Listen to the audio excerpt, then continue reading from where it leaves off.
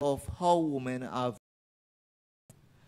and some of the concerns that were raised, for instance, at that point in time were, do you know how difficult it is to go out there and campaign as a woman? And your reputation comes into question and everything else that, and basically, at one point in time, I was told, you know, women are our own worst enemies. So I said, okay, fine, that's one part of it. And then, too, there's the party politics perspective. Again, coming out of training sessions that I've done with women as they prepare for elections, in many instances, for instance, the parties may nominate young women to come to do the training, and they come and do the training. But immediately after the party either takes power or even the young person wins an election, the question then arises, does that person have feet to stand on her own? And I say that in the context of saying, for instance, I remember in one particular instance, after we went through the whole process of training some young women to take up their positions in politics, when they won the election and they went to their first meeting, they were told simply, this is the party, these are the party's policies, and you have no other choice but to follow party policy. And in that context, the question begs simply, to what extent do women in politics have some degree of independence? I say that because I know I've seen some of the questions, and I know that some of the questions that you all are going to be asked would relate to some of those issues and themes. But what I also wanted to note was simply that within the context of the faculty, over the years, for instance, I've always encouraged my students that politics is not a bad profession. I wouldn't go so far to say it's the best profession, but at least it is a good profession that they could enter into. And I've encouraged them, and whenever some young students came to me or come to me and ask, what do you think? And I says, okay, fine.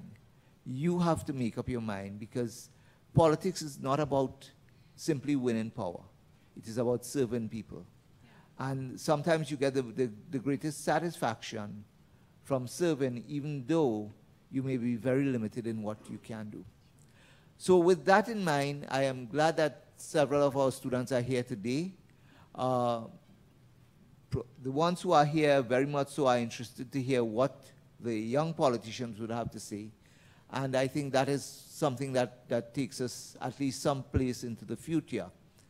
I should tell you at this point in time that when we started the discussion on talking about having this forum, we did in fact thought that, you know, maybe we should get some practitioners, some people who are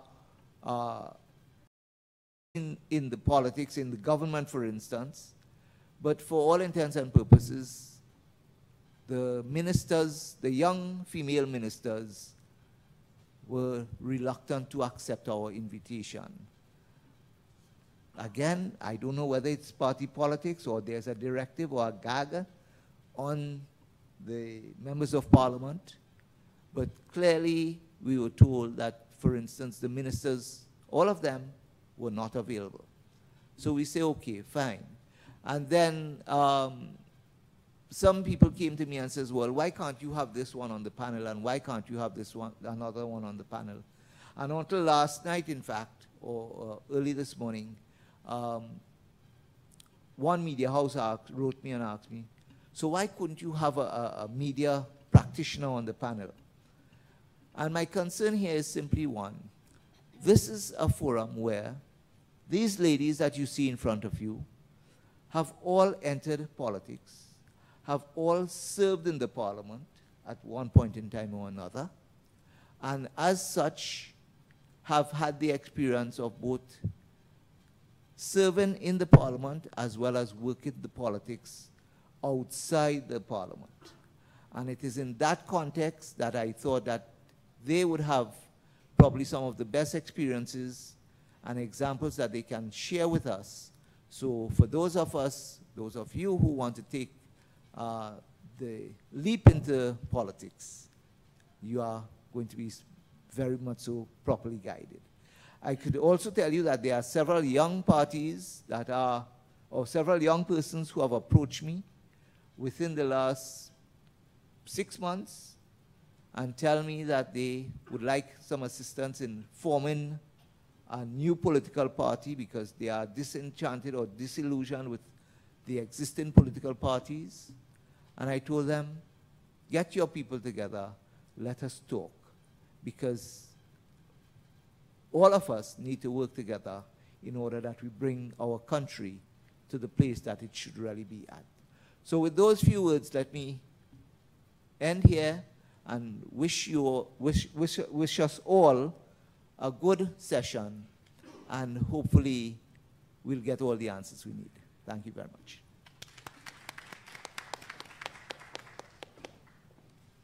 Thank you very much, Dr. Raghunath. We go straight into the introduction of our panelists. On my left, we have Ms. Alicia Hospitalis. First became a member of parliament in 2007 when she contested and won the Aruka Maloney seat in November of 2007 as a member of the People's National Movement. She was appointed Minister of State in the Ministry of Social Development. She served in this position for the period November 2000 on May 24, 2010, and diligently served in her constituency as a member of the opposition bench.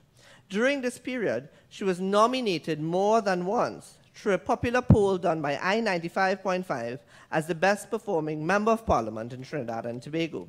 She has served as a member of several joint select committees, special select committees, statutory instrument committees based on human rights, diversity, the environment, and sustainable development. Ms. Hospitalis ceased to be a member of parliament on the 17th of June 2015 when parliament was dissolved. This break in her political career is not the end, as she recalls what God told her on the night of the screening in April of 2015. A bend in the road is not the end of the road. She's currently a final year PhD student in criminology and criminal justice at the University of the West Indies, St. Augustine. She also has a master's in criminology and criminal justice with distinction and a BSc in social work. She is currently employed at a well-known telecommunications company as a senior government relations and affairs executive. Her love for God and mankind helps her to maintain a unique balance in everything that she does. She believes that through God, all things are possible, and she can do all things through him. This is the testimony of her life.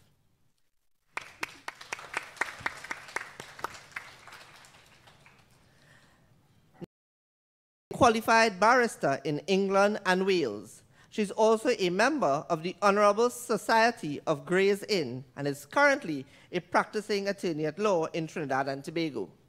Michaela Pandey first entered the Parliament of Trinidad and Tobago in 2007 as a member of Parliament for the newly created constituency of Oropouche West, where she participated in numerous debates and joint select committees at the parliamentary level. She is a member of the charity, the Organization for Socio-Economic Development, and a founding member of the Youth Empowerment Society. She attended Naparima Girls High School and represented her school at track and field, so she's been running the course for a while.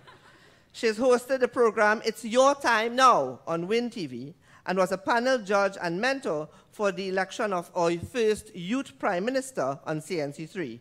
She's currently a columnist with the Guardian newspaper and is a member of the group TNT Can Do Better. Today, she continues to be a strong advocate for empowering youth in society. Put it up for Miss Michaela Pandey.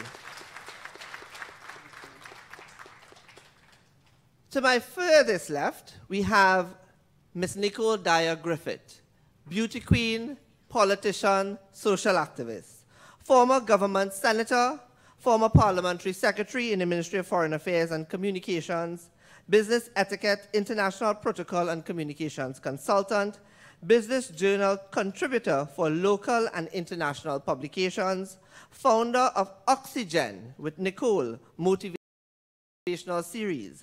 Patron, she's also the CEO of NDG Communications and Consulting. Please welcome Ms. Nicole Dyer Griffith. I now turn you over to Paul, and he will introduce our interviewers. Thank you, Shane. Let's hear it for our panelists once again. And also, part of the forum here today, questions were posed by current students of the University of the West Indies. The first, Marlene George Mitchell, is pursuing a PhD in political marketing and voting behavior. Let's hear it for her. She'll be one of our student panelists. Next, we have Amanda Ramlogan, who is pursuing international relations and China's impact on Trinidad and Tobago. Let's hear it for Amanda. And also Kelsey Nanku, who is pursuing her undergrad BSc in international relations with a minor in gender studies. Let's hear it for Kelsey also. The format is going to be quite simple. We will have 4 half-an-hour segments, or 4 28-minute segments. We're also live on 10 TV, which is channel 14 and Flow.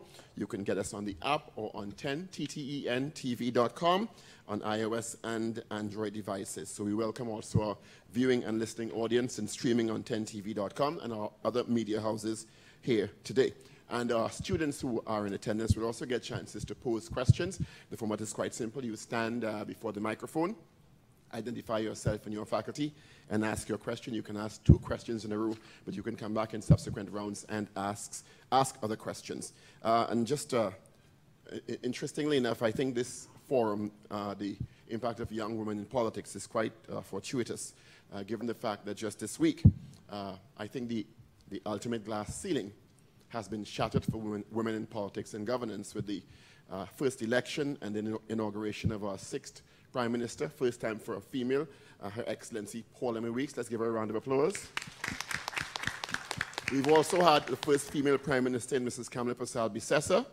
We have the President of the Senate, the Honorable Senator, the Honorable Christine Kangaloo, and also the Speaker of the House of Representatives, the Honorable Bridget Anisette George. So women have basically shattered the glass ceiling. There's just one significant office that a woman has not substantially held yet, and that is that of Chief Justice, and you never know. In Trinidad and Tobago, down in the future. No ill will meant to the incumbent. I'm saying that. I know how your minds work sometimes. So without further ado, we pass you over. Let's have a fervent discussion and get some ideas and different thought processes out there. So let's start with our panelists. Let's go first to Kelsey. Good morning, good afternoon, everybody. To Ms. Pandey, it has been said on social media Kelsey, that... One second. I can't hear you too well. Yeah. It's on, but she has to hold it closer. It has been said on social media that the only political crime that you have committed is being born a Pandey. How would you respond? Well, first of all, I have to tell you I never committed any crime. So I don't know if that could be the worst one or what that could be. Okay, let me put it to you this way, Kelsey. I think anybody who has a well-known surname, whether you're in business, entertainment, or politics, there's going to be positive and negative, so you're going to have to accept that, okay? It comes with the territory. Personally, I've found that when you have a well-known surname, the bar is set almost higher for you. You have to do better than everybody else. You have to be greater than everybody else because you're judged more harshly than everybody else. And I don't think anything is wrong with that, of course, unless victimization or discrimination comes as a result of that. And even in circumstances, many times that may happen and you won't be able to do anything about it. Coming back to your question, so I don't divert too much, I am extremely proud of my name. I am very, very, very proud of my surname. Of course, it's a well-known surname. I'm proud of my grandparents who've done great things and overcome great obstacles. I'm proud of both my parents, not just my father. My mother is a fantastic lady. My uncle, my aunts, my cousins, of course. I know you're asking me in the context of my father being a former prime minister, a former political leader, former trade unionist, a very popular man. Yeah, I'm very proud of him. I'm very proud of what his administration was able to do. In particular for women, the Maternity Protection Act, which means while they were in government, I think 1995 to 2000, women could get pregnant and not be fired. You can get pay whilst on maternity leave. The Equal Opportunities Act, the Cohabitation Act, a lot of our women are not married and then find themselves not having any sort of rights. The Equal Opportunities Act, as I've said. So, yeah, they're great things to be proud of. And again, I don't think it's a crime. I think it's a blessing. It's a blessing. Thank you. Thank you. To Mrs. Dyer Griffith, what political crime would you say was committed to cause you to lose the opportunity to continue to serve in the politics or parliament of Trinidad and Tobago? Yes. Thank you. I want to speak a little bit about crime, as I have the eyes. But before I speak to the issue of crime, because we're talking about women, and I have a serious soft spot as it pertains to women and violence and safety and security. So I'm going to grab that opportunity a little bit later. But in terms of, quote unquote, what crime I committed to have lost the opportunity within politics or the parliament, I would break that into two parts. First of all, I think I committed a number of crimes by being young, by being a woman, by being black, and by being outspoken. So those are many crimes being committed from that perspective. So when you combine all of those things tend to get you killed in other jurisdictions. Just look at what happened to the feminist activists in Brazil. So that when you throw it in the realm of Trinidad and Tobago, you wouldn't be killed. We have not reached to that point where we kill our political activists or where we kill persons physically who may have an opposing political opinion or who may simply just have an opinion and dare to have the audacity to express an opinion that may be different from what is expected and what is anticipated. So you see, Kelsey, as it pertains to Nicole Dyer Griffith, she has been described as many things. And I will continue to be described as many things. But in terms of the party politics, I have never subscribed to the politics of personality. As far as I am concerned, the definition of politics is to serve others and to serve in the best interest of people. That is the politics I practice. So whenever the dichotomy of my style of politics comes against what party politics is supposed to play, we're always going to have some type of a challenge. And I will always end up a political casualty because I refuse to conform to party politics.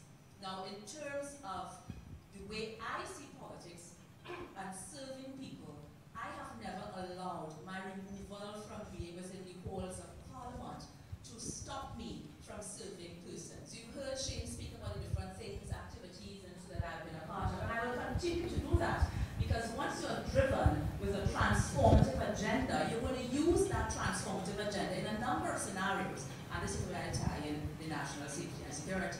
You know, my pet peeve is the number of women being killed in Trinidad and Tobago, and we continue to act as though everything is normal. It is not normal. It could never be normal when, as at yesterday, 14 women were murdered.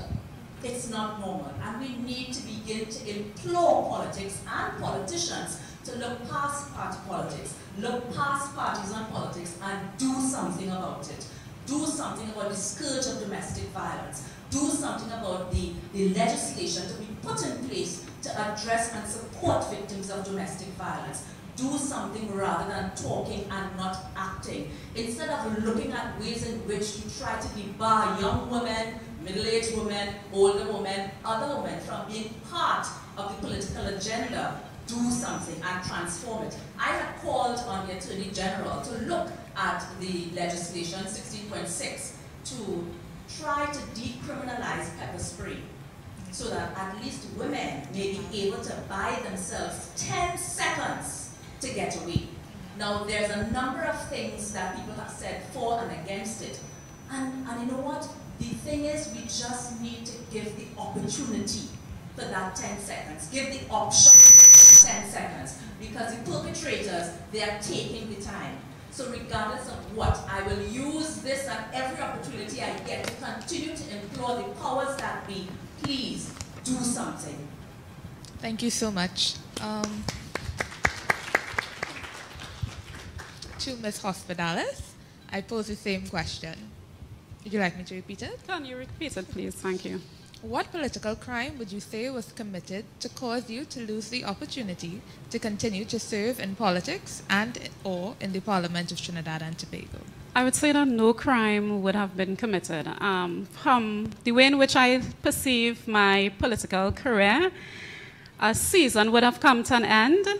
And why I'm saying a season would have come to an end, I believe that in the 7.5 years that I would have served, I served with distinction.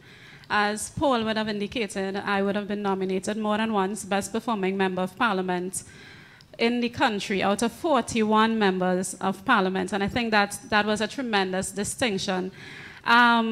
With reference to why that period came to an end, I believe strongly, and I will go back again to the introduction, the brief bio that was stated about who I am. I do have a relationship with God, and I believe then and there that him guiding me away from the political arena just for a season. There are seasons within which when I began to reflect on who I am and what I did, I dedicated a lot of my time, a lot of my life, a lot of, me in serving people. And when I didn't realize how tired I was physically, mentally, emotionally, in so many respects. And when I ceased from being a member of Parliament, it literally took me almost a year physically to recover. That's to tell you how extremely tired I was. So I believe the break in my political career would have been beneficial to me. It would have even caused me to begin to focus on my studies once again, because I would have been pursuing it while in the part of, I would say the political forefront. But I had to put it on the back burner, constantly putting it on the back burner because I'm required to serve. And so I would say there was no crime committed. I just see it as a break in a season, but eventually the season will come again. Marlene? Good afternoon, ladies.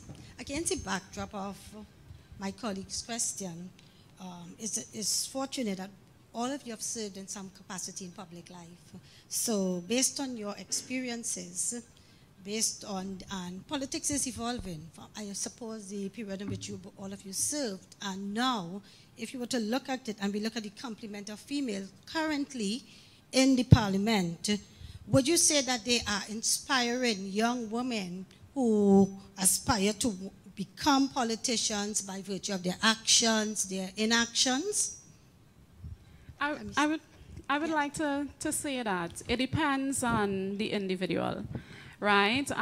In politics, you have different individuals coming with different backgrounds, coming with different agendas. And as a result, different individuals will inspire people differently. And so, as a young person coming into politics, I will ask you to examine your motive. Why are you getting into politics? Is it for the glamour? I remembered, and I'm laughing, I remembered every year they do these surveys, right? So, of course, they do the polls to determine who is the best performing MP and who is the best dressed MP. And I can tell you, I never got best dressed as often as I understand. So for me, it wasn't about the glam and, the limelight.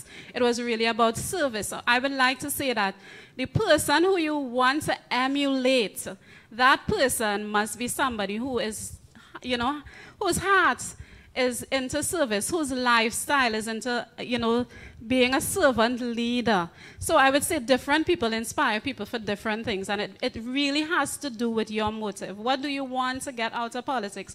Do you want to be a servant leader? Do you want to be recognized as somebody who is kind and who is compassionate, who, is trying? Because, the reality is you cannot resolve everybody's problems. And Nicole and Michaela will tell you that. You can't resolve everybody's problems, but at least you make an effort, right? And so if you attempt to demonstrate all of those things, and somebody looking in and seeing you be doing your best to help people, loving people, right? Even when they are not really lovable, if you can demonstrate those things, you'll find that people would be inspired. I've had people come to me and, just simply wanting to get advice from me in terms of what they can do to get involved in politics, just simply looking at the way in which I would have engaged the constituents. To be named the best isn't easy, isn't an easy road to walk, right? It's sacrificial, but the fact of the matter is it was a walk of love and compassion, and that's what different people, as I said, will influence you differently and can inspire you differently. But again, it sticks within the motive. Why are you getting involved in politics? I've been told I can throw some monkeys in the wrench, and I'm going to throw a monkey in the wrench right now. and we get started with Nicole on this. In terms of following from that question that Maldine asked in terms of women who inspire while in active politics. Does the politics of Trinidad and Tobago treat women and judge women equally with men? Or are there double standards, or do you find the standards were similar? Of course, there are different standards that women are held to as it pertains to politics. And I don't think it's only in Trinidad and Tobago at all. I think it's something that we face across the globe. And I think Dr. Bisnack had mentioned something about shattering the glass ceiling. Now, it's one thing to shatter the glass ceiling, but it's quite another for the shatters of glass to fall and cut everybody and cut every young woman on the bottom of that glass ceiling. And those are things that we have to look at. When the ceiling is shattered, are you making way for others? Are you doing things, ensuring that policies are put in place so that other young women can aspire to the same thing? Or are you utilizing that opportunity to create blocks so that you will be seen and held as the glass ceiling shatterer and no one else should come behind me and, That sounds very pointed. Wow. And that's a general statement. As we made mention, that's a general statement, but it's something that needs to be looked at, that the shatters don't cut the people below. Now, in terms of standard, yes, women are held to another standard, because when you enter a room, particularly if you're entering in terms of to address certain political issues, the first thing that happens is to look at your hair, your makeup, your clothes, your shoes, then form an opinion. And if you got to the point of then opening your mouth, then you have to ensure that what you say better be strong and powerful enough for them to listen and get past the first opinion that was formed in order to begin to engage in discussions. And I have experienced this time and time and time again. And if you'll allow me to share a very recent experience, I was asked to be a part of a team that visited another country outside of our jurisdiction. And we met with a high-level delegation, very high level, in that country. And when I walked into the room, I was the lead in that delegation. And when I walked into the room, the person who I met, who was my counterpart and the lead of the other delegation, looked at the gentleman next to me and said, "Is this your wife?" This was as recent as last month. And, it took me a couple seconds to get past that. And then, a few more seconds to say, okay, within the next 5 minutes after I'm finished with you, you're gonna, I am the only one you need to be addressing. But that is just one in a number of scenarios, and I'm sure both Alicia and Michaela could say there are so many different standards and levels set for women to have to get past before you can make your statement, set your policy, and set your agenda. And it's just not fair. But it's something that we have to face. It's reality, and it's something that we need to impact change on. Well, beauty has advantages and disadvantages. Absolutely. Makila. To answer your question, and you were talking about inspiring young women, if the current females who are there. My own position on that is this. I don't think politicians as a whole are inspiring anybody. I don't think that politicians, it need not be women politicians are not inspiring other women, male politicians. Politicians are not inspiring anybody. When you look at what is happening on both sides of the political spectrum in Trinidad and Tobago, it's embarrassing. Whether it be the opposition, the opposition side politics, government politics, it's embarrassing, for example, to even look at what's happening in the parliament. They're setting no example for women, youth, or anybody else. Whether women are held to different standards. Well, I guess they are, but they're not always held to different standards by men, by women too. One of the problems that we have with women in politics and society, even sometimes in our wonderful NGOs, is women don't support women. That is just a reality. Everybody wants to be the lead and nobody wants to play the tambourine. The lead singer, nobody wants to play the tambourine. That's just the reality. And not everybody can be the lead. Every woman has a role to play. Every woman has a role to play in politics. I think there are role models, and we don't perhaps see many of them. Not many can come to mind just at the tip of my tongue, but there are women out there. My lady, Dr. Gabrielle, she's not in Parliament, and we were limited to the Parliament. I guess they're trying to do their best, but I think politicians as a whole are just not inspiring young people or women to get involved in politics. And let us not forget, especially for women, it is difficult to get into politics. Beyond how you look and your clothes and your makeup, one of the terrible things is, the first thing that they want to put on is your personal life.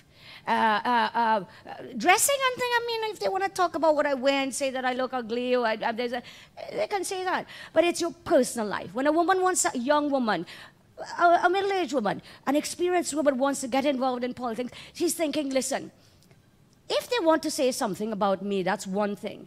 But this now has to affect my children, all members of my family. Men will go there and they don't have the same, they might talk about their families, but women are judged on so many other criteria just than their ability. And then all of a sudden you're not a good mother because you're at meetings late at night. So there are a lot of things that are detractions, but we have to sort of put them aside. And there are ways, I should tell you, you don't always have to look for other women to inspire you. You can be the person that inspires other women. You can be the shepherd and not necessarily the sheep. And I think that there are lots of people in here, you're here for a reason, and you can be the inspiration. If we don't see today in our political spectrum that there are women that we can look up to, that you can therefore take that role and be the person who influences and inspires within your own right. Amanda, next question comes from you. Good afternoon, ladies. Just jumping straight into, Michaela touched a little bit on the question. So then, are you saying that women are their own worst enemies in the political arena? Absolutely not. Women have enough enemies in the political arena. There is no worse and more worse and worse or anything like that. I don't think it's just, and which Amanda is it? Amanda, I don't think it's just within politics. And to single out politics would really be to not look at the troubles and the difficulties that women face as a whole. We have, for example, a number of extremely hard-working women in NGOs in this country. And I was very, very fortunate on International Women's Day to meet with a lot of them who address a number of issues that women experience and suffer from. But we have to find a way to work together. And I don't necessarily know that that is limited to women, but I can tell you that sometimes we tend to feel, and I know it's kind of like the elephant in the room, and women don't probably want me to say it, but sometimes women can be the reasons that other women, and that doesn't mean that it's not men as well, but are there sometimes a contributing factor? Yes. So it's not this wonderful world of fairies and unicorns where women, once we come together, we said, yes, we're going to do absolutely everything to help our sister. And maybe if we just stop for a second, put aside self and sometimes ego for the greater benefit of what we need to achieve. We have a lot more to fight for our sisters than men need to fight for their brothers. So we need to get together, and we need to do so. And I must also tell you, never at the exclusion of men. never at the exclusion of men, because we cannot act as a group of women in a vacuum. Men must be part of the conversation. They must be part and parcel of what happens and inspiring and the solution of how we move forward. I hope that answers you. We're going to start fielding questions from the student body also. If you stand, they'll bring a microphone to you. We're going to take 3 questions also. Let's see, go ahead. Okay, I just wanted to say that in every political party and in every organization on a whole, you'd find that women often are the backbones of the party and are the backbones of the organization. The reality is, anywhere in the world, and I've been taught in social work, in any organization there is forming, norming, storming, forming, storming, norming, performing. Right? So in every organization, if you have a group of women, a group of men, doesn't matter who they are, there is always going to come that period of storming. But what happens to most organizations that survive is that they're able to get past the storming. So I would say that to say that women are their worst enemies, I would want to say not entirely. There is always that period of storming. There is always going to be instance in anybody's life, in any political party's existence, where there would be women who would storm, but most times they're able to get past that and perform. So I, just would like to contribute that. Any questions from the student body? Not yet. We're going to take a short break and come back with more of our discussion. Stay with us. Thank you. No questions from the student body? Could we ask them questions? Yeah? I've seen all these discussion. PhD smart ladies in front there. We've got to ask them something. We're coming back in 30 seconds.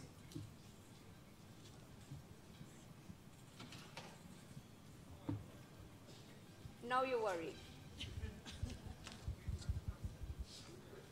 Never be worried.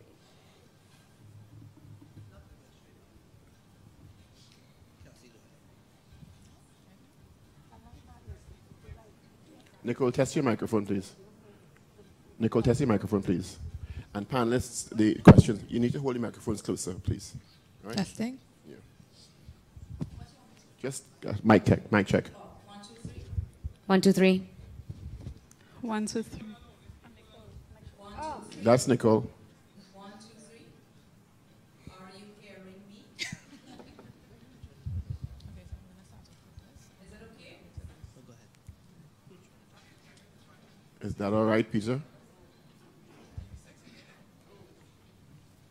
I'll 1, 2, 3. 1, 2, 3, 4, 5. I hope the UWI students will have some questions or will be open to us asking you some questions. Still nothing? 1, 1.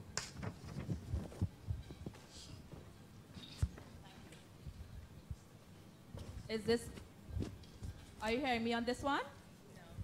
The first one was working, so they just have an issue up there. This one, another one. I got Paul's mic. She is on the wireless. I am on the wireless. It's on. It is on down here. Are they? Okay, thank you. Use the wireless. So you can move away that mic from in front of your face now. Okay, okay, we're coming back, Peter. When we come back, give us a round of applause. I know you all haven't had lunch and thing yet. Not yet. Wait, save it. Save it. I want to tire you out.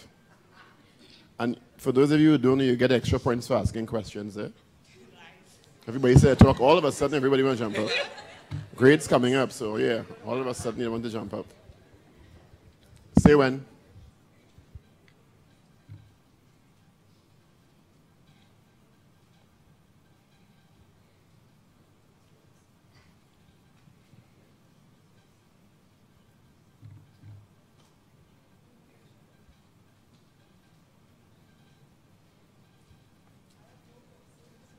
Go, Peter. So welcome back. to our discussion. UWI's Faculty of Social Sciences, Department of Political Science, our panelists, Nicole Dyer-Griffith, Michaela Pandey, and Alicia Hospitalis. As we continue, our first question in the next round goes to Kelsey. So I would like to start with Mrs. Dyer-Griffith. I would like to start with Mrs. Dyer-Griffith. You spoke just now about your conversation with the AG about legislation 16.1. And coming from Miss Weeks' inauguration this past week, the song Woman is Boss was played multiple times at her inauguration reception. And I would like to know, what is your thoughts on the patriarchal norms in the society? And also, what do you think the purpose of women's arms of political parties were prior to the emergence of the 20th century? And do you think there is a need for women's arms currently? That's a lot of questions. So let me see if I can remember all of them. The first one was what? Woman is boss. Is it actually in theory, or do you see it in the patriarchal normative society that we have as actually being put into practice? Okay, I subscribe to a philosophy that you are only constrained by what you choose to allow to constrain you. So therefore, even though you may have patriarchal norms and mores within the society, it is up to you to decide how you are going to allow them to impact on your agenda. When you enter into the political realm, you enter, as Alicia had made mention, you must have a set agenda. If you do not have a set agenda for yourself, you will be swallowed. It is like swimming with the sharks. If you are unable to ensure that the agenda that you have come into can, one, marry with your party's agenda, because we have to be realistic. Every political party has their own agenda. Now, our type of political system is heavily personality-based. So when they thrust someone in front of you and say, this is for whom you should vote, it is not about policies, it's about personality. And unfortunately, we are perpetually stuck in that paradigm of personality politics. We have to begin to move away from personality politics and to begin to roll with policy politics. And it's very difficult to get that done, unless, of course, we do something that Michaela's father has been speaking about, which is constitutional reform. And I'm sure you're going to ask about that in short order. So that if it is you do not come into the political agenda with or the political arena with your own set agenda, you're going to have some issues, you're going to have some challenges, and you're going to end up in a position where it is you against the party position. And if it is your position is in variance with the party's position, you're going to end up outside of the party's doors. Now, what was the other part of the question? If I could just interrupt slightly.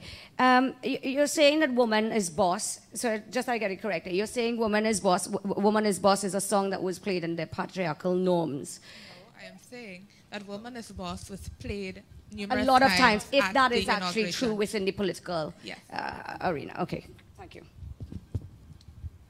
With that said, I would like to give you No, you had asked two other questions.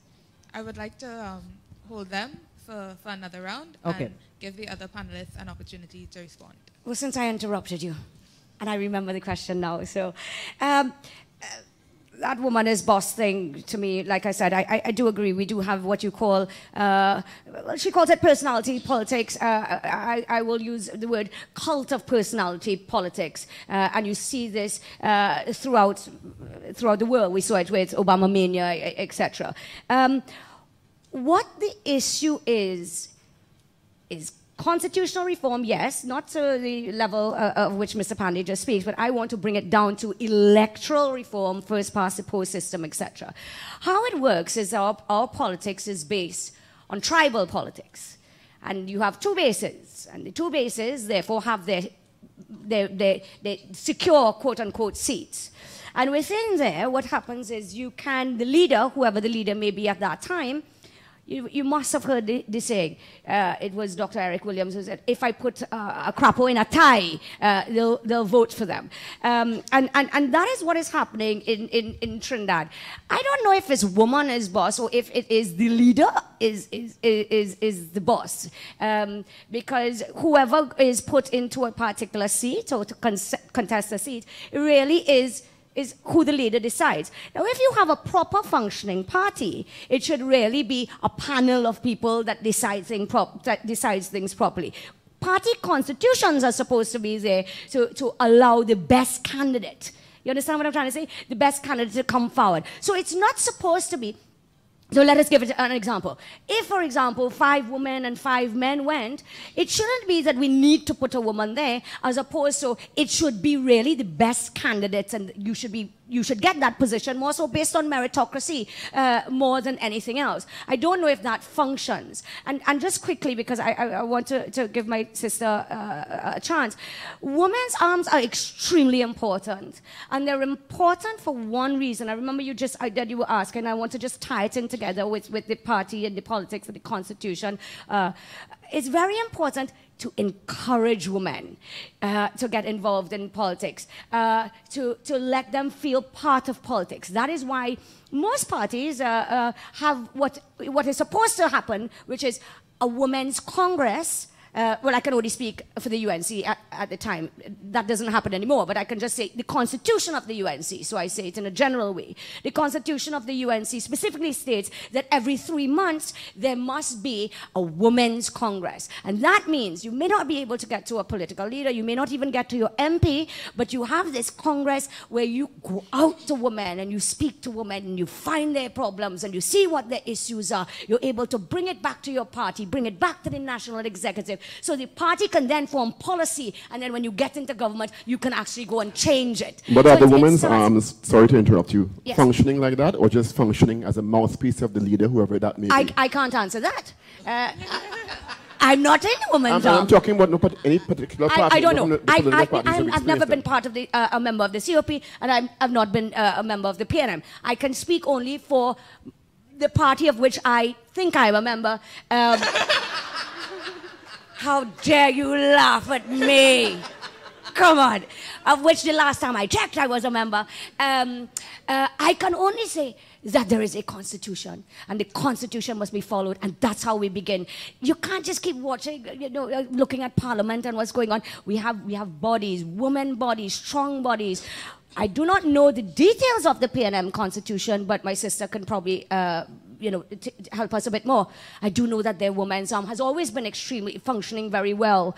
And women have come out and really, as she used the word, the backbone of the party. I think in that way, that is what she's meant. So that's my view on it. Woman as boss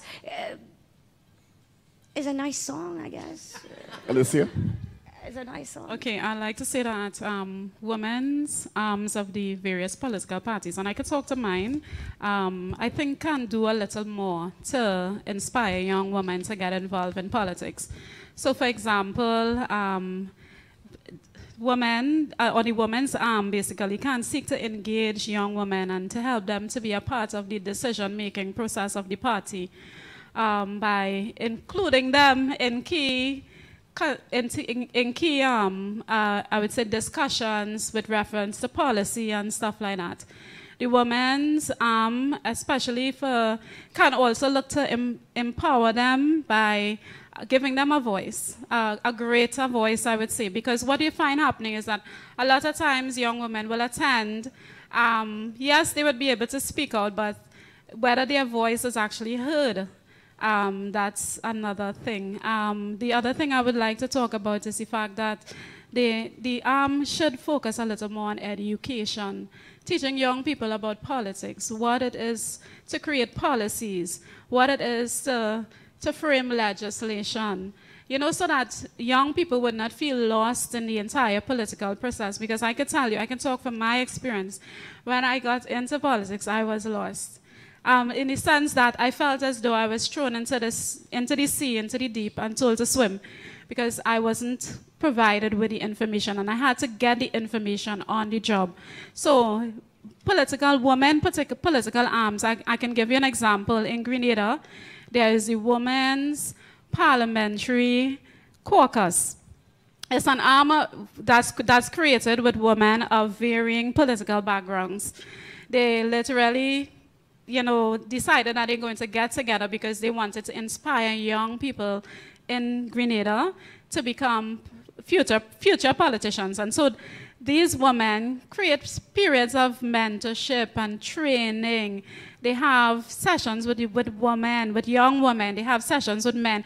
And out of that caucus came forth current leaders and even will come forth future leaders, some of them who I know personally, right? So I think that much more could be done to really inspire and to instill passion in young persons with reference to being a part of and getting involved in politics. And there is one example that I want to use. There is a former Senator Laurel Lizama. She would have joined the party at the age of 12. And at the age of 12, she was encouraged to get engaged in things like canvassing and being a part of the varying meetings. So at the age of 14, she became the chairperson of the Arima constituency. And at the age of 16, she became the vice chair of the National Youth League. Age 17, the chair of the National Youth League.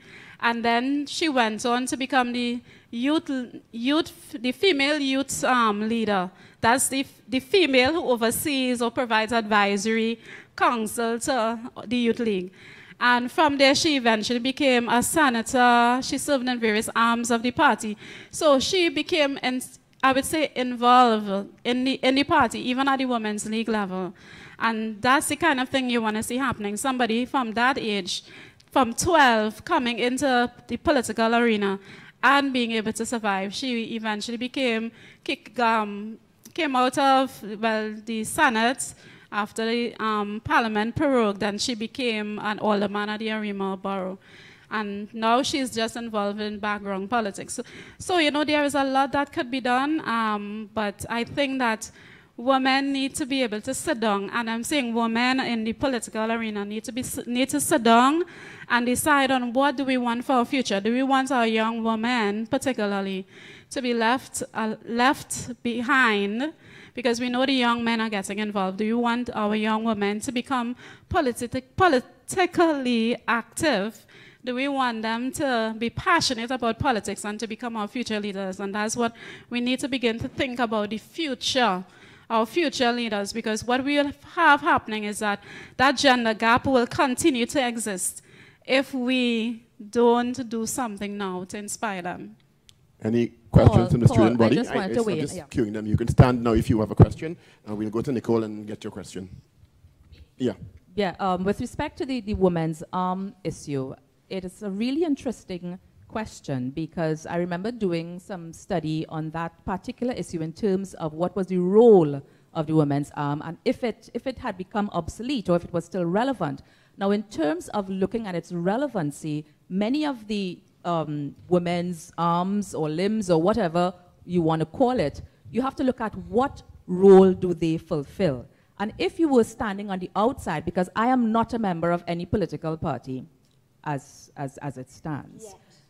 As it stands. So that if you were standing on the outside, I have been part of the COP and so on, but standing from the outside looking in, many young persons or anybody would see one of the roles of the women's political arms would be to jump in and defend the leader whenever the leader says something or does something. And you see that on either side. So you see that as one role. And then you ask yourself, okay, what else do they do? Or when else do they have something to say? And if you were to look behind the scenes, you'll find, Paul, that many of the roles and responsibilities, I don't know, assigned, ascribed, taken on by many of these women's arms include coordinating events, organizing for political meetings, ensuring that there are refreshments after the meeting, and those are the types of roles. So this is where you come into who assigns these roles to the political arms. Are they assigned and ascribed onto themselves? And what more are they supposed to be doing? Each one of the political organizations that currently exist, they do have women's political arms, but yet we are without a gender policy. We do have a 30-something% woman representation in Parliament, with a woman who sits as the President of the Senate. We now have a woman head of state, a woman who sits in the office of the Parliament, the House Speaker. We still do not have a gender policy. We've had a woman prime minister. We've had many examples of women who've passed through, myself included, through the halls of Parliament, and yet we still do not have a gender policy. So I would want to put forward that in looking at the revision of the roles of these women's arms, that they take on more of an activist role. be an activist with an agenda. You would recall I mentioned early on, you should have a set agenda when you enter into the political realm. Have an agenda that looks at empowering and ensuring that your sisters behind you are not cut by the glass that falls from the ceiling. Question from the audience.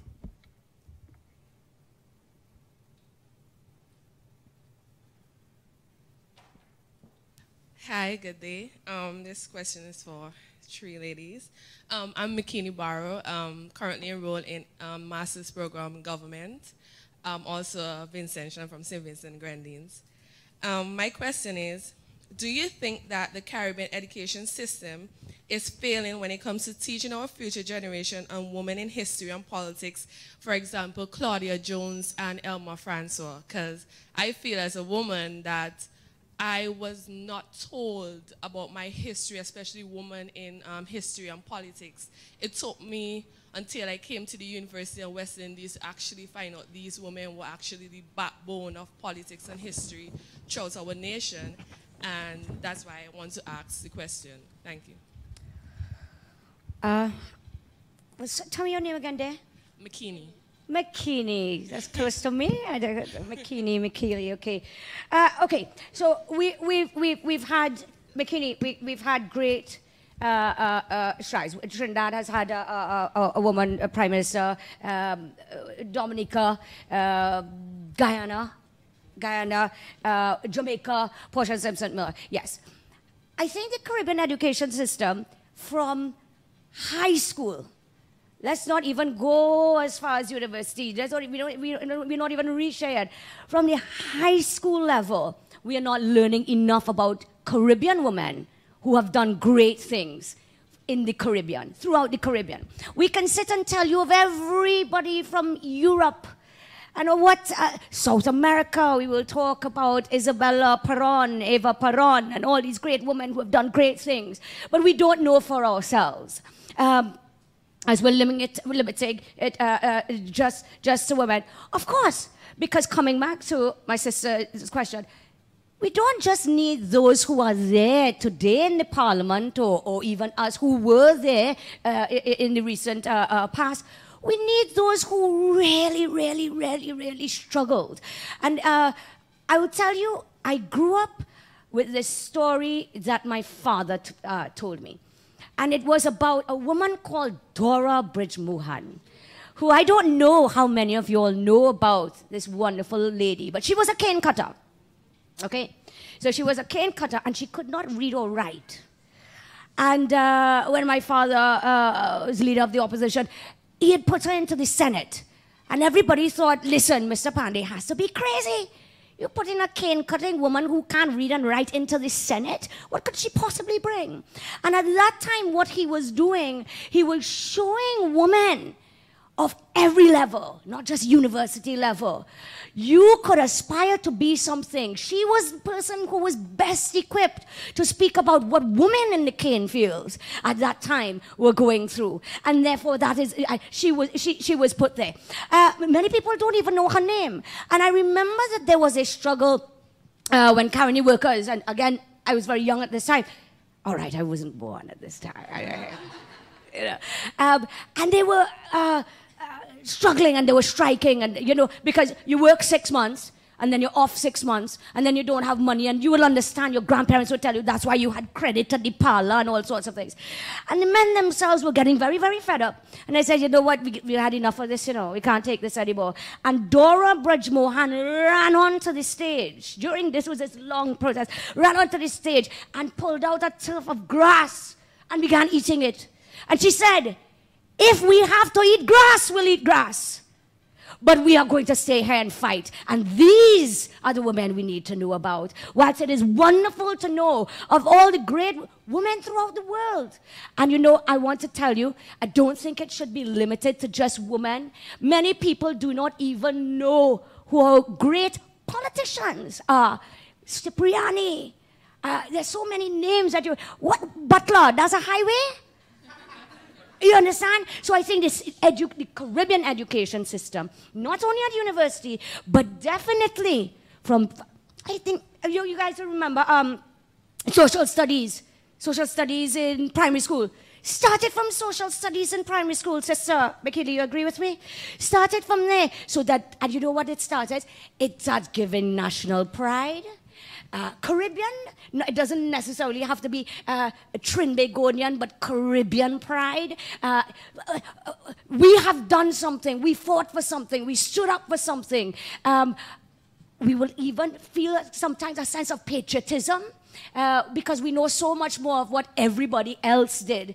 And you listen to it, you know. When you hear people, grown men and women, even within the political arena, when you hear them speaking about people who influenced them, Martin Luther King, great man.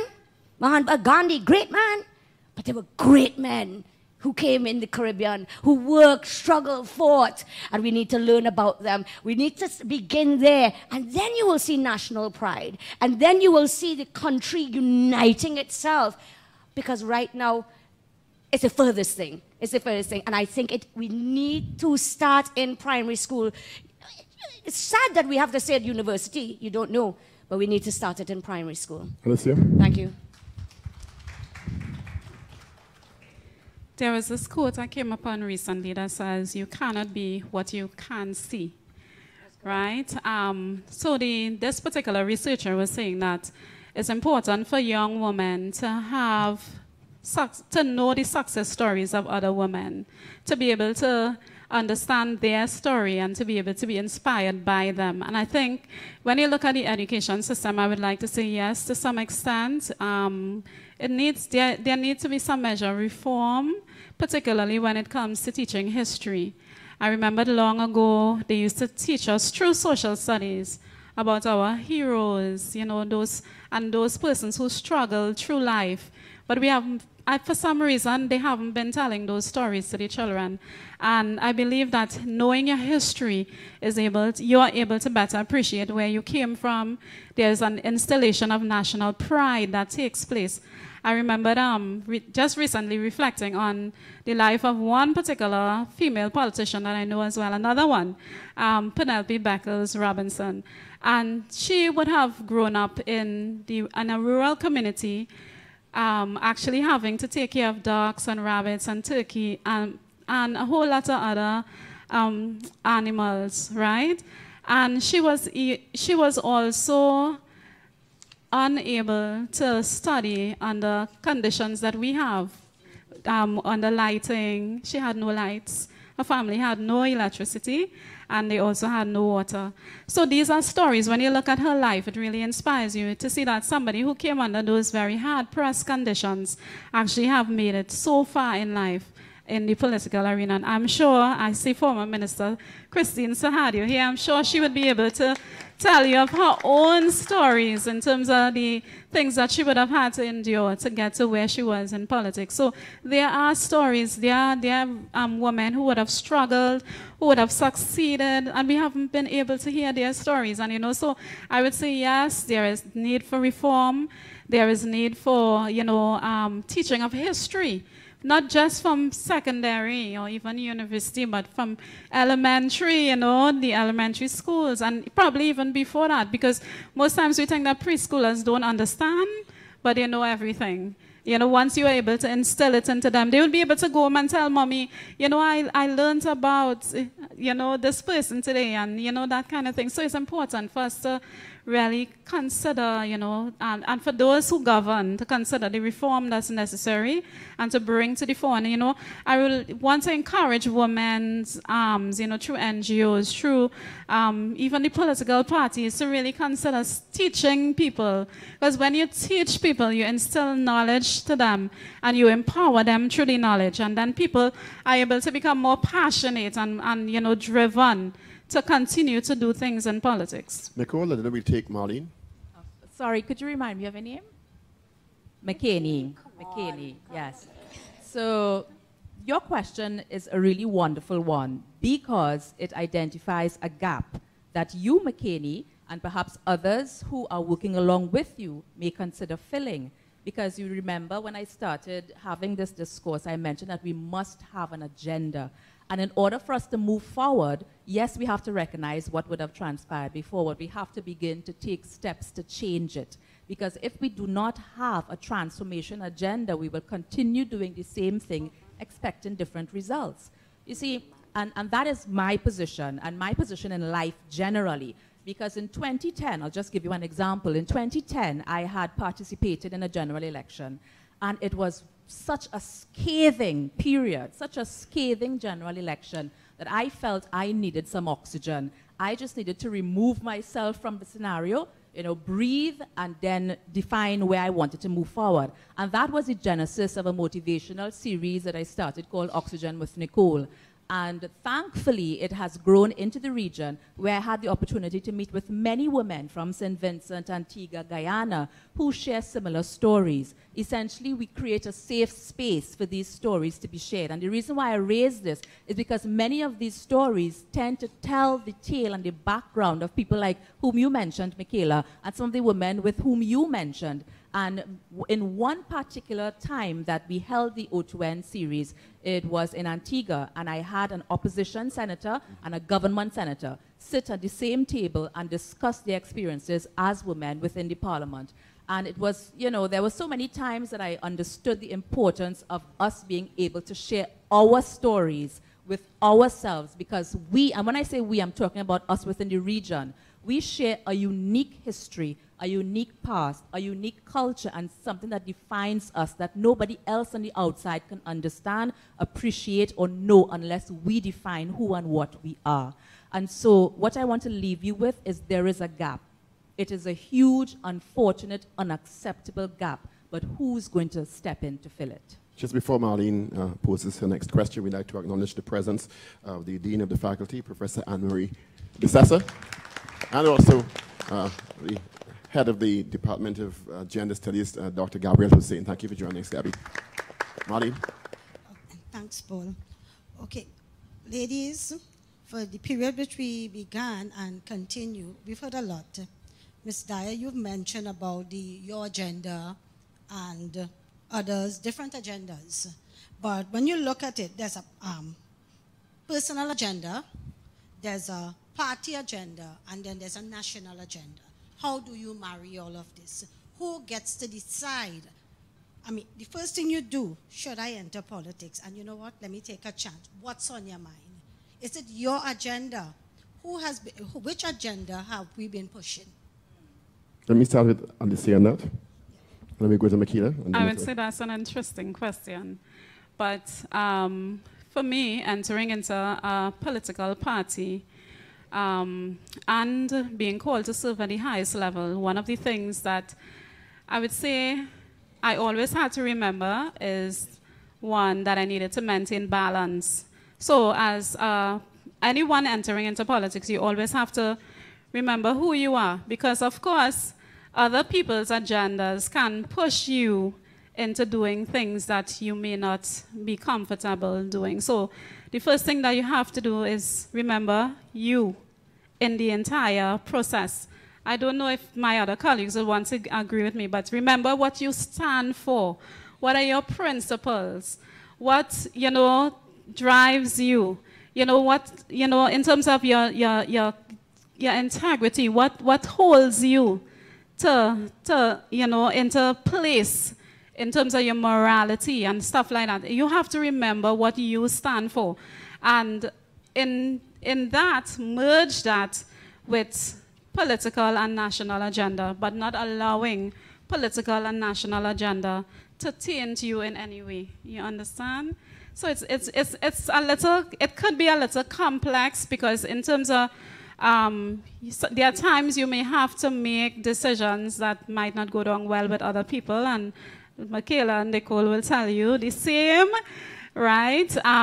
But because of principle, but because of the fact that you stand for the things that are good and right, you just basically have to balance it and make decisions that will cause you not to compromise yourself, not to cause you to lose your own identity in the process. Akina? Thank you. So there's personal agenda, there's party agenda, there's national agenda. At some stage, and hopefully at the beginning, it should all intertwine. I don't think that I think you run into serious problems when there is conflict. So let us look at it from the point of view of women's issues, because you won't agree with absolutely everything. And I can't see anybody really joining a party. You know, you have your personal ideas. You think in gender policy, that we need a gender policy. You think there should be gender budgeting. You see those sorts of things. There are few, limited, two main political parties that exist as it stands right now. And so you look at it and you say, listen, what are their views on gender? And of course, everybody says the right thing in opposition, doesn't it? Okay. And they say, fine. And then all of a sudden, you get in and then you find, okay, my personal agenda is going together and marries together with the political agenda. And I think nationally, that should be. It is part of what the national agenda is. Always, I think, country starts first, at least personally for me. Country, party, self. That should be the order. But of course, your views and your beliefs will dictate which party you join, whether you believe in what their views are. The problems that we face is if, as it stands, neither of the two parties, and again I go back without going into too much detail of the electoral system and first past the post, because, you know, third parties don't work, etc. So if neither of the two main parties actually stand for what you believe or not promoting that, so where do you go? Well, you can't go and change your party policy from the outset. Again, you can start through the women's arm. Speak to them, it eventually gets up to the leader when manifestos are being drawn up and the sort. If you feel that it is not working and that your party, the party that you are part of, no longer stands for and or represents what you believe, you have the option, of course, to leave. Okay? Some people don't have the option, but it's made for them. But of course, you have the option to leave. I want to put aside for a second politics and tell you how many great women NGOs there are out there. You don't necessarily have to sit into the parliament to make change. You don't necessarily have to be part of a women's arm or a youth arm to make change. There are great people out there making great inroads who will only be too happy for you to help, who will only be too happy if the politicians are not listening, to listen to your views, who will only be too happy for you to volunteer your time and go out there.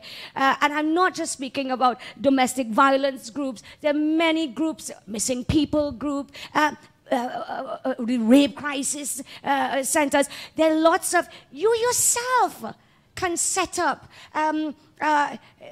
drop in little clinics in your little area. You don't need anything. You have a small little area underneath somebody's house, for example. And then you grow and you build and you build and you build and you build, and you will be amazed how you, together, working together, can formulate and change policy and make political parties listen. That's my view. Thanks, Paul. When I entered politics in 2006, I had the opportunity to attend a training program that was hosted by Hazel Brown and a network of NGOs called Put a Woman, the Put a Woman program. Yes, the Put a Woman in Parliament.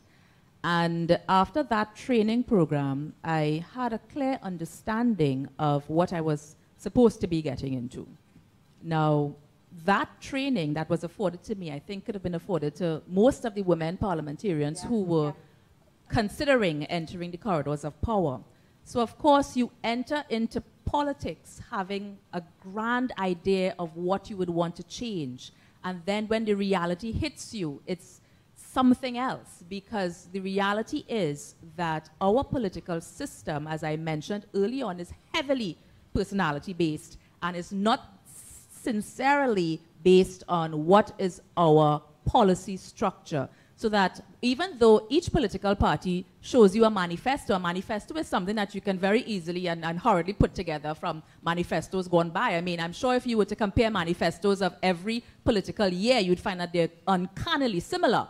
So that those are things that you have to really put emphasis and energy and interrogate before you make a decision as to which political party am I going to be in. Now, Alicia made mention of ensuring that you understand what is your position, you understand yourself, because it's very easy to be subsumed within a party political structure. Now, I have always raged against the storm. And when you rage against the storm, you must always be prepared for the consequences. And you must always understand, am I here for the trappings of politics, if they do exist, or am I here to ensure that the policies that are on my agenda, or I believe that on the national agenda and should be on the agenda, am I here for that? And when you are there, not for yourself, not for any type of self-positioning or so, but when you are there to ensure that the agenda you believe to be in the national interest, then it's very easy to rage. And it's very easy to appreciate the circumstances that will face you thereafter. Well, I'm going to go to Amanda, but I have another monkey to throw in the wrench. I like to be devil's advocate. Nicole spoke about, and Michaela, about gender policy. I know recently the Canadian government has decided to focus extensively on gender-sensitive budgeting and all ministries through a gender-based lens. But counter-argument to that is that it should be about human rights. There should be disparities. Isn't gender... It's a fund place we put in place. Well, we just have... It has as much... 2000 again as a issues woman. So I think remember is but what does not many changes did come with most actually administration. It looked at a study. Gabby, perhaps you would know, even though you in society, the pressures, those things, they also have the being played. We're told that reality, Paul, I think here and there and everywhere, the budgets are right, and there are varying behind to get to a little higher. Arms would be put in, and Dr. Hussain. A couple of things I to age. Geography. So the aged, whether you play. If you are rural or urban, you're going to experience that differently as men and women also. So across the life cycle, across geography, what gender does is highlight to us the importance of looking at how men and women experience each of these categories that we live in specific ways because of our beliefs and values about masculinity or the roles they play in society or even biological differences. So I just want to clarify that. Secondly, gender responsive budgeting is in fact really important.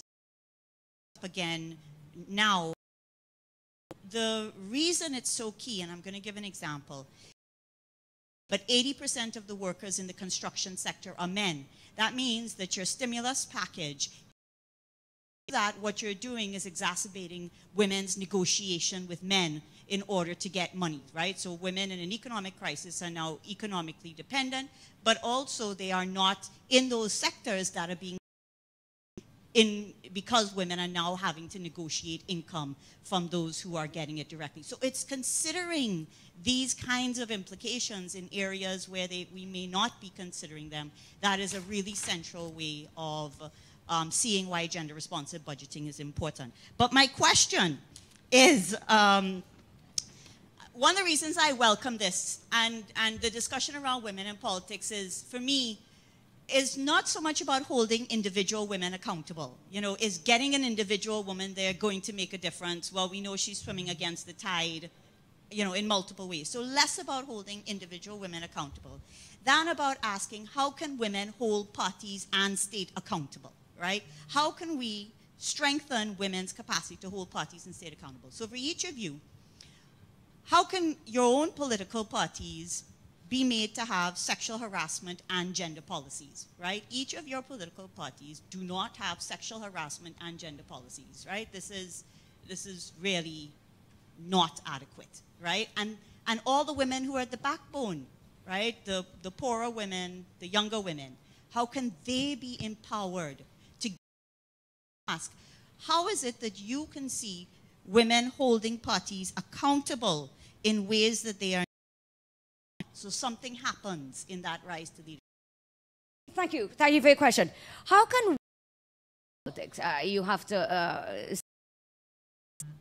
you get involved, women alone, a party, whether in power, I think if you're not within the system, in America, very, very, very short to change policy.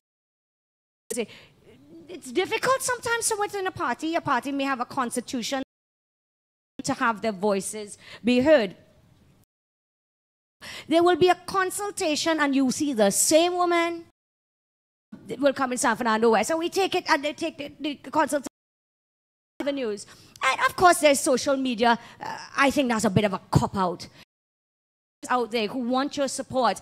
Lobby, the structures that are available in women through those party groups can terms of bringing before the parliament constituency group.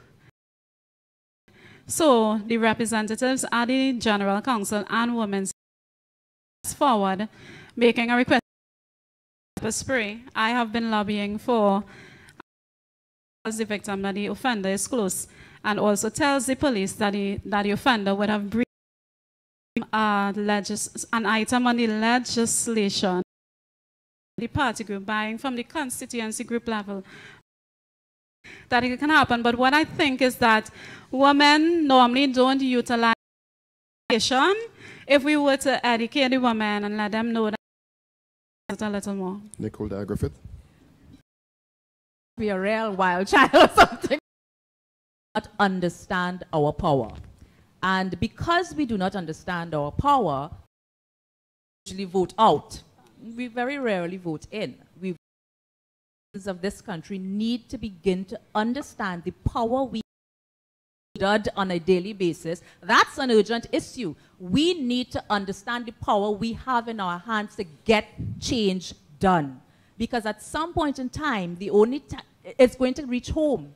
It's going to come home, and it is when it gets home, we have an outcry, and because of our 9-day mentality, we move on to the next. We have to stop moving on to the next and begin to hold people accountable as governments, as in terms of the governance structure. Begin to identify, I have placed you there. I have placed my trust in you, regardless of who was there. I have placed my trust in you to perform and provide these basic things, safety and security, to provide some gender-sensitive interactions, to ensure that certain things are put there. And therefore, we are going to hold you accountable. We need to find our voices. When I read about this woman who was killed, what would remind me of her name? The Brazilian activist. Somebody, I have her because I need to speak I'll Google it for you. No, it's okay. I wrote it down because I need to speak her name. It is important. Yeah, Google it. No, we need to speak her name because we need to understand that there are people who lay their lives down in the name of activism and in the name of understanding citizen power. We give up our citizen power and we just place it in the hands of politicians. And then when the politicians don't do what they're supposed to do, we blame them. Politicians come from us. Politicians are us. They are from within and amongst us. So therefore, how are we going to hold us accountable to us? Is it Marielle Franco? Marielle Franco. Mariel Franco. I spoke her name. No, it's very important. After God, it's Google. Yeah, it's very important to understand that after she was murdered in Brazil for being an activist for LGBTQ rights, for being a black woman, for being an activist for women's rights in Brazil, she was murdered for speaking out. What is going to stop that from happening here? What is it going to take for us to begin to say, we are going to hold you accountable for what we put you there to get done for us? It takes many of the things that Alicia spoke about. It takes many of the things that Michaela spoke about. But it also takes action. It takes an agenda and transformative driven action. We have to begin to understand that we have to do it. All right, we're going to go to Amanda next, but we're going to field a question from the student body after that. Yeah, I would really like to hear from the students as well, please. Even if it's not a question, but a statement or something. Yeah. You know, we want to hear from you. You all are academics. Jump out. Just, it's on. Okay. Hi, good afternoon. My name is Gabrielle. I am an MSc student currently doing government, right? And it is very interesting to hear you speak about all the channels in which we go through first to hear for the issue to reach to our leader. What happens when the party structure is leader-centric? What if your leader says, we're not going to discuss that? What, we go right back to, okay, we'll discuss it in our party groups? Good question. Okay, so I was just giving you that example, but there are other things that could be done. You have social media activism, you have, you basically can write directly to the leader and Devil's advocate, ignored. And advocate. Ignored. So there are other... There are other things. I mean, isn't that the reality? As Nicole said, I'm very disciplined. I don't want to talk about some things that you can actually do with that, you know, like protests and stuff like that. People go that extra mile, right? But you know, there are varying things that could be done in terms of advocating, getting it done through women's groups, through the opposition. And stuff like that, you know. So definitely ignored. Yeah. So you know, I guess it varies. It varies based on the issue that's at hand. Makila. Leader-centric, very interesting. I don't think on paper there's any political party that's leader-centric. Every party has its constitution that gives you all these rights that perhaps in a lot of times and a lot of circumstances don't exist. If, as you were saying, every single avenue, channel that you try within the party, and you have hit a brick wall, sometimes the only thing you have to do is leave and probably form your own party? I don't know. I don't know if you are unable to do that, that there is any way within the political structure, that if it is purely leader-centric, I don't believe in parties forming different factions and different things like that. When that happens and you don't speak with one voice, it divides the party and that doesn't help. There are ways, I assume, through your constitution that you can speak, but there are times, and you are absolutely right, where you hit a roadblock, and I have to tell you that I don't have the answer for that. I don't know if it is purely party-centric, and you think that no matter how much you speak, and you're bringing forward policy through the youth arm, through the women's arm, of course, like I say to you, party's constitution, I can only speak for the United National Congress. We have structures in place. We have a National Congress. Our highest body is the National Assembly that allows people to come and speak and say what they need to. Does it happen in practice? The answer is not very often, and that's how it goes. All right, you have different platforms of speaking out, writing, etc. I don't know if this is right or wrong. Sometimes leaders, whether it could be a leader of a party, of the opposition, a prime minister, holding some position on a board, a minister, tend to move when you name and shame. It's a Trinidadian thing. From the time you highlight an issue publicly or you speak about an issue publicly, it tends to get people moving because they feel, gosh, I don't want to look bad. Perhaps that is something. But can I challenge that? What then happens in an extremely politically divided country like Trinidad and Tobago when you challenge your leader and party groups start to attack you on either side and shut you down. Like I say, because they're very strong mechanisms of built course, in. they're strong mechanisms, and that is what the party groups sometimes are used for, as Nicole was saying. She was saying the women's arm is used to say, yeah, the leader is great, I give my support. The youth arm is say, yes, the leader is great. And of course, in functioning party groups, it happens as wonderful as we hear the PNM works and functions. Again, when it is party-centric, sometimes the only way that the only option, sister, that you have available to you is to speak outside.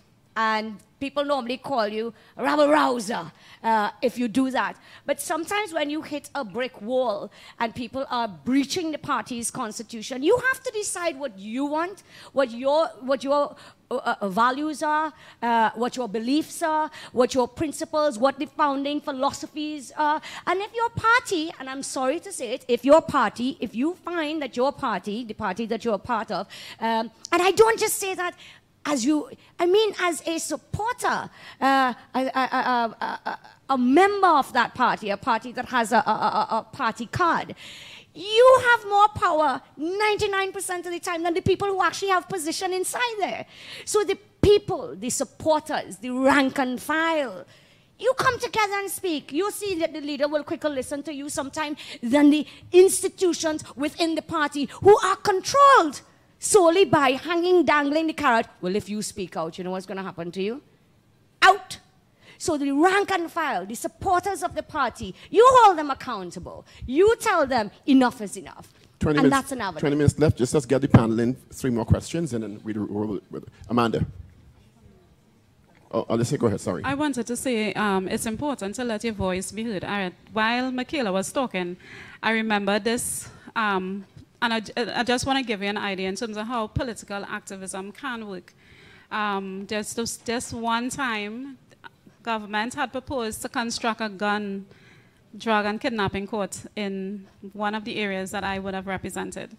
So when they came and they did a consultation, of course, the community, of course, myself and the women in the community decided that we are going to make our voices heard.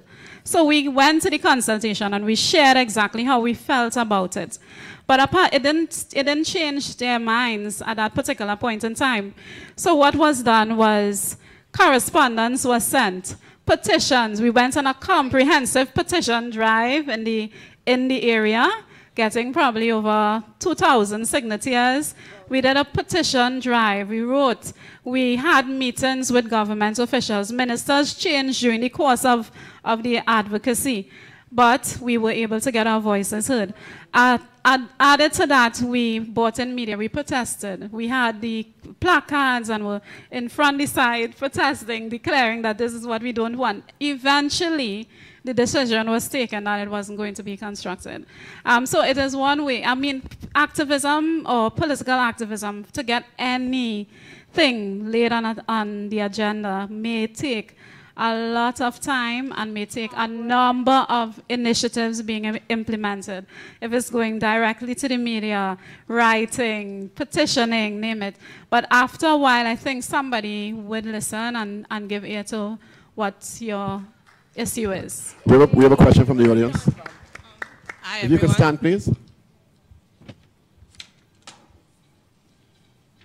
Jael Lee from the major in international relations.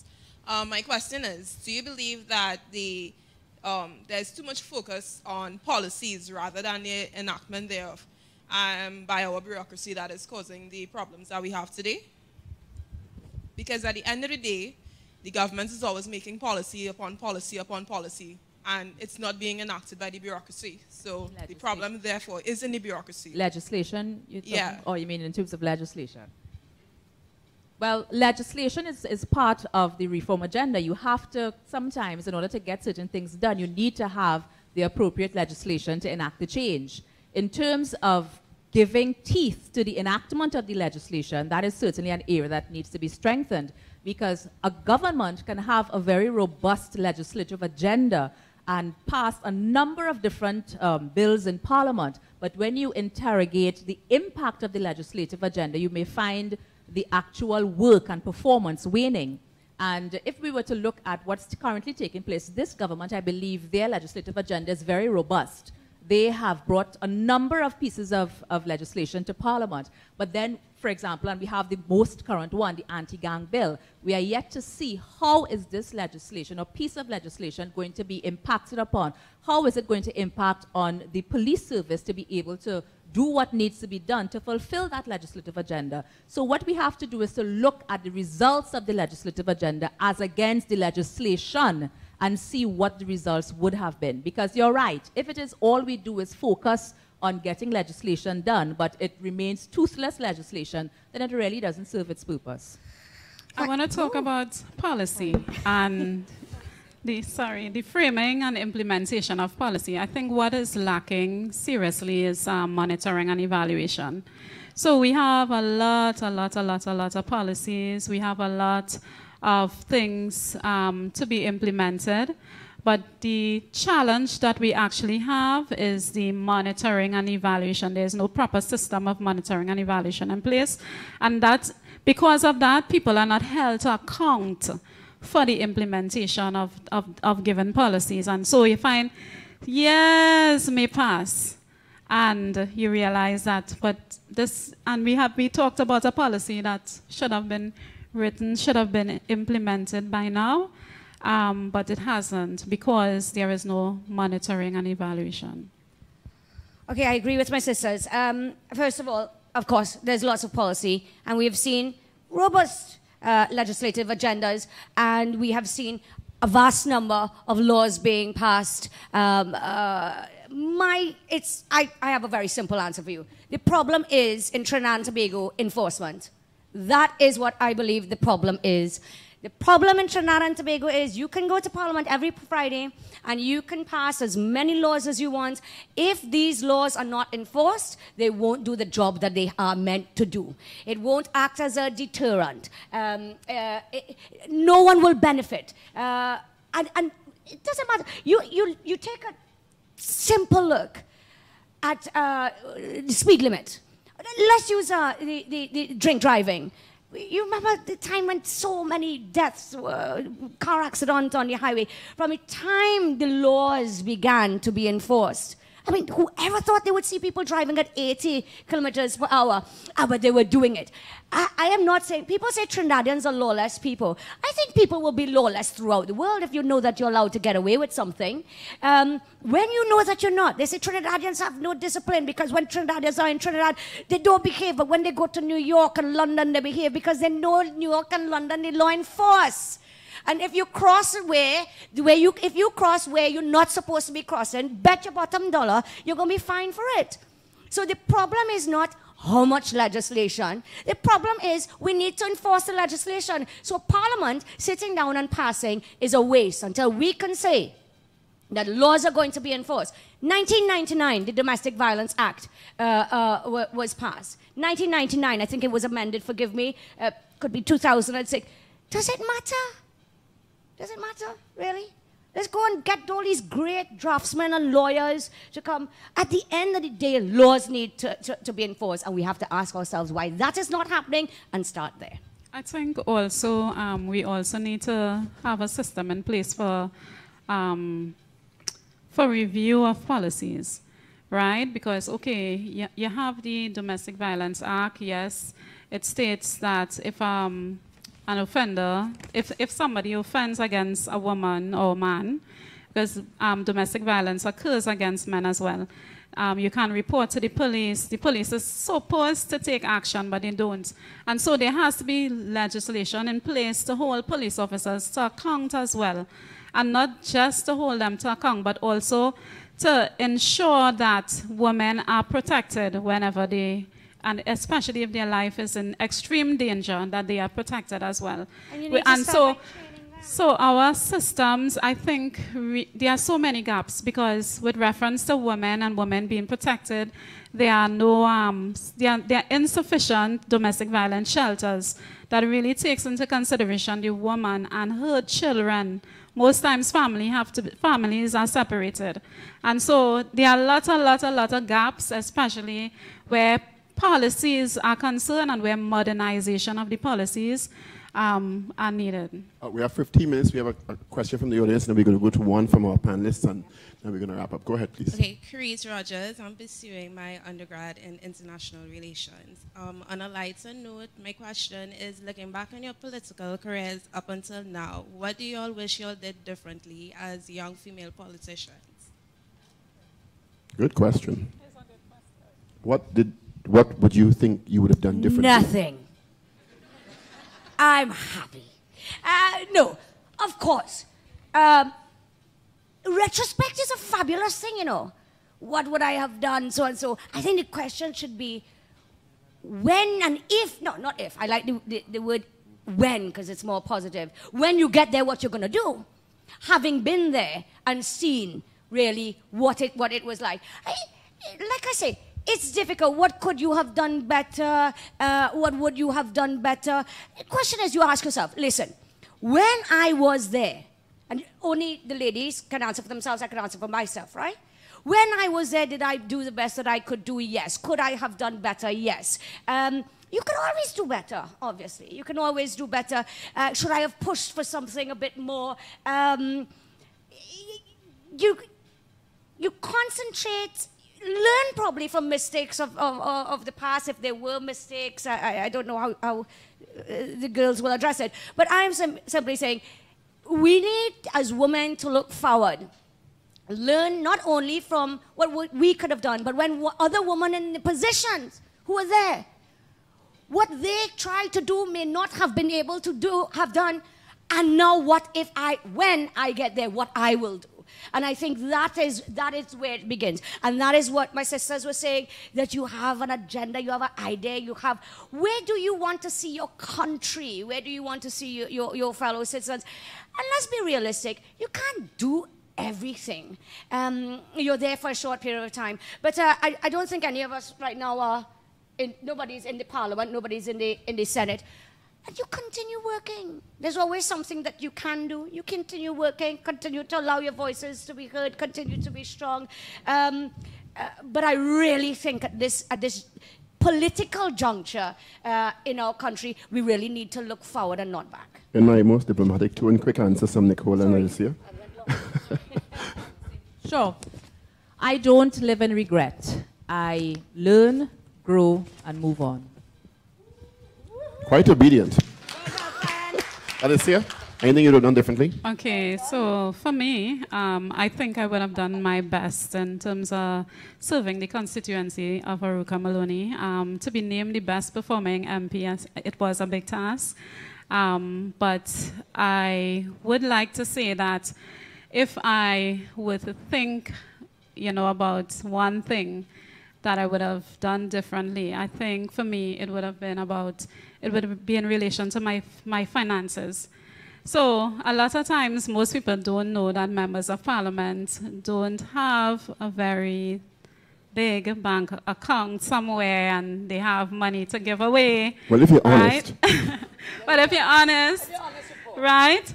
So a lot of times people come, they expect that they would receive a donation for this or a donation for that, and it's out of your own personal funds. So in reflecting, I would think that I would use a little more wisdom with reference to how I spend and how I would not really, but spend, yes, because I spent a lot in the constituency, and also how I gave out in terms of donations and to varying causes, right? If I were to think about one other thing, I would try my best to balance. Because most of us would say that we work 7 days a week, very long hours. And so I'm saying, and this is my experience, I felt as though when I got out of politics, I lost years of my life. Where did it go? Where did those years go? All right, thank you, Alicia. Amanda? All right. A bit of a different question, sort of shifting away from what we've been looking Just at. to let you know, we have literally 10 minutes left, so we want to keep it as concise as possible, please. Sure. It appears that there is a division within political parties. I mean, we've seen it in the COP, we're seeing it in the UNC where they're calling for unity, and to some extent in the PNM. what would you say as young women then in politics? How do you feel about the lack of political maturity today? We could do that in 2 minutes. Lack of political maturity today. Political maturity or any type of maturity has to do with the individual. And it is up to the individual to be able to identify a measure of emotional intelligence in the way in which they interact. In our politics, we are missing emotional intelligence. And that is a fact. And as a result of that dearth of emotional intelligence and conversational intelligence, you'll find we always tend to end up in the muddles that we're currently in now. Who wants to go next? You're just waiting for this answer. Look at you, look at you. Okay, look, every political party, there are going to be divisions, agree? And if it's not, then it's a dictatorship. So people are going to disagree, okay? Let's accept that. So there are going to be people that disagree. The problem is when there is when factions are created. And when factions are created, that tends to happen when people feel, again, like we were saying, my sister, when people, they don't have a voice, etc., etc. Political maturity is a subjective thing, may I say. You know, who am I to say who is being politically mature or not, or who is being politically immature? People have to do what they think is right at the end of the day. You have to live with your conscience. I have to live with mine. The issue is ego and the lack of humility amongst politicians. The issue is ego. And when you have too many of them in one room, boom, it explodes. And sometimes the party suffers for that. I can't comment on anybody's political maturity. I can speak on my own. And all I can say for myself is, of course, when I first went into Parliament, I was 29 or 30. Calculated. And that's a long time ago. And when I went, I would say that I would have been politically immature. I've been brought up. I was born in a family of politics. My father was leader of the opposition the year before I was born, 1976. And you know, so there were. I think what we have to do, my politics is, you need to put your country before yourself, and that's one of the hardest things to do and the easiest things to say. You have to know when to play the tambourine and when to be the lead singer. You have to be able to put egos aside. You have to make decisions that are going to sometimes not be in your own personal best interest. But it is very, very simple. Once you say, ultimately, my decisions, my actions will be based on putting the well-being of my country before myself, and I am there to help in whatever small way to improve the lives of others, we won't have a problem. I would want to say that political maturity really is based on an individual level. You know, as I would have indicated earlier, people have agendas and people come into politics for varying reasons. Some of them may just simply be to cause conflict and to create division, right? But I think once an individual recognizes that you must not take anything personal and move beyond, you know, the scenarios that would come up against you. You find that, and always in whatever situation you're faced with, always try to be the peacemaker. Always try to be the one who rises above the situation. I think any individual can actually survive. It doesn't matter what. So it's personal. As I said, political maturity is really a personal thing. You Last can choose to, yeah. We ding in. Last question from Marlene, and that's it. Thank you. Okay, ladies, you have given us a lot of information. In part of your closing remarks, 2 questions I need to ask of you. First of all, we're going to give each one of you a bag. So Aladdin came and he loaned you all a magic lamp. Firstly, do you see yourself entering into active politics again? And secondly, What is your advice for young women in general and for specifically for those with a desire to enter into politics? What advice would you give to them that is realistically that they can achieve, that they can aspire to? So let's rub the lamps, First Lady. Oh, rub the lamps. Tell us what's your wish. Okay, good. Active politics is different to electoral politics. So clarify that one politics. for me. Sorry? Electoral politics. Well, that's what I thought you wanted to ask me, electoral politics. Yes. I can only speak to myself, and therefore the question is, do you intend to enter electoral politics? For myself, yes, absolutely. I have always been in politics. I think everything is politics. I think everybody sitting here in some way or form has been involved in politics. Okay, you don't have to actually sort of be there. If I had, okay, so I have a lamp. So if I rub this lamp, what you asked me, what would I wish for? I wish all Trinidadians would find a way to awaken our social consciousness, which seems to have all but died. There is a selfishness, and it could be because of circumstance, because of crime, because of this. I think we need to reawaken our social consciousness and think. I would wish to care about the person sitting next to me, to care about issues. I don't know that you can change that overnight, but I do think that it can start somewhere, and I do think that it should start at the early childhood learning, to care about the elderly, to care about something, to care about, there must be some issue that must be close to your heart. It doesn't have to be a popular issue. It can be something about your neighbor's drain.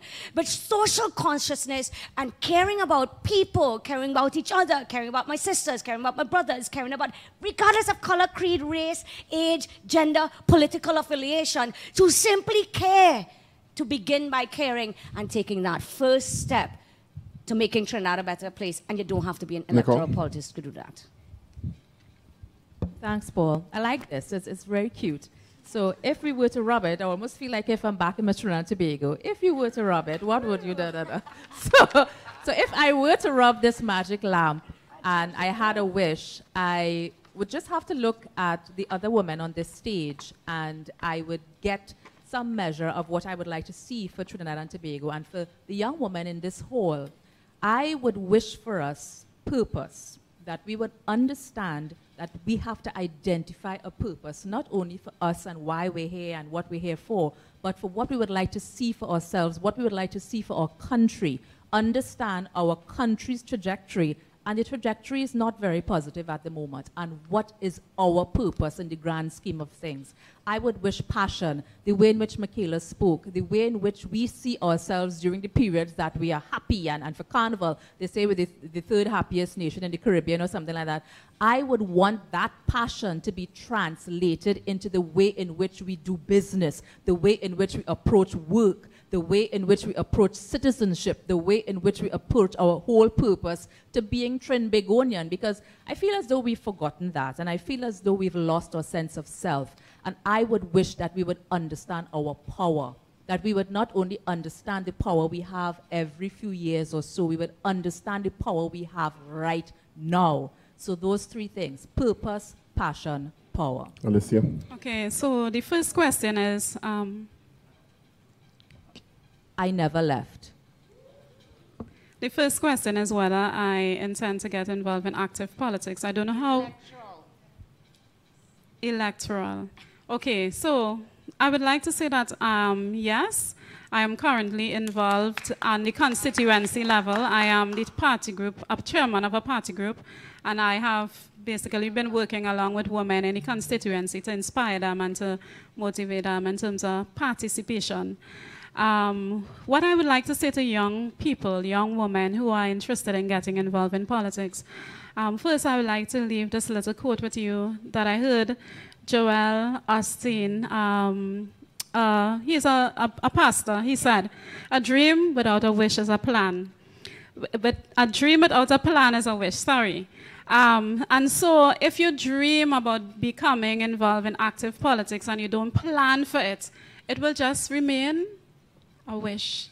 right? So it's important for you to recognize that you need to get up and do something about it. If you're interested in getting involved in politics, you need to identify with a particular party, political group, join a party group, become actively involved. Or for some of us, for some of you, your involvement may be activism in terms of social media activism, blogging, writing to the editor, just basically projecting the views of your political party and the things that they want to advocate for.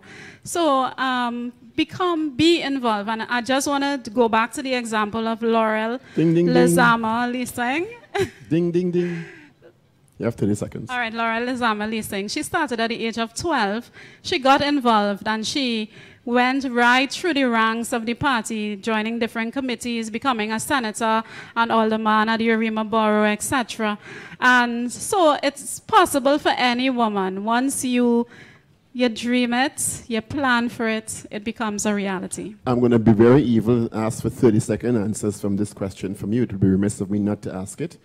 In the context of leadership, and by leadership I mean government and opposition and anyone holding authoritative positions, what should the response be? 30-second answers to the present spate of violence facing women in Trinidad and Tobago. I don't get your question, sorry. What should the response be from our leadership to the present spate of violence facing women? They need to speak out. 2 seconds. They need to speak out. Women are being killed daily in the most gruesome and horrific ways.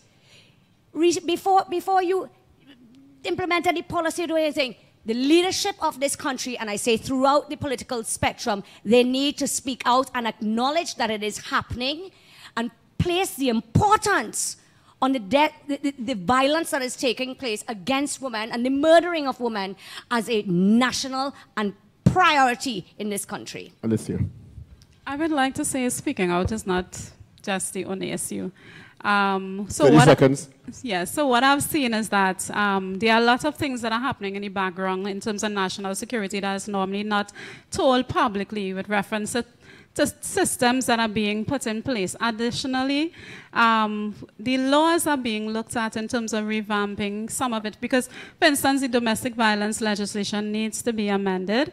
And then, as I would have indicated earlier, there is need for the use of technology with reference to protecting women who are abused. And all of us basically need to take responsibility, need to take ownership, and need to become active crime-fighting participants. Nicole?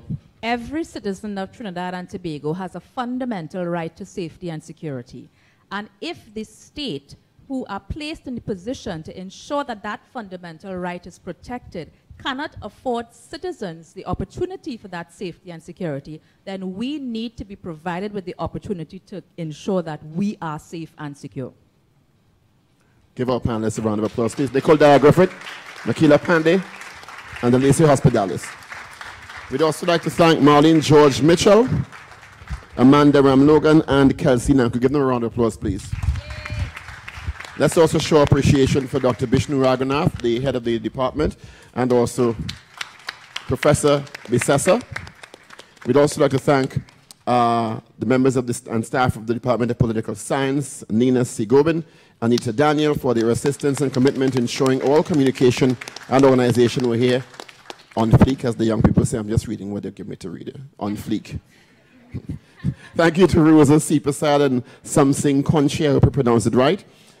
And, of course, the staff, management and staff of the Learning Resource Center, management and staff of 10, Trinidad and Tobago Entertainment Network, and you, the audience, give yourselves the young students who posed questions and attended, taking time to discuss these critical issues affecting our country. Thank you for being here, and you get to your destination safely.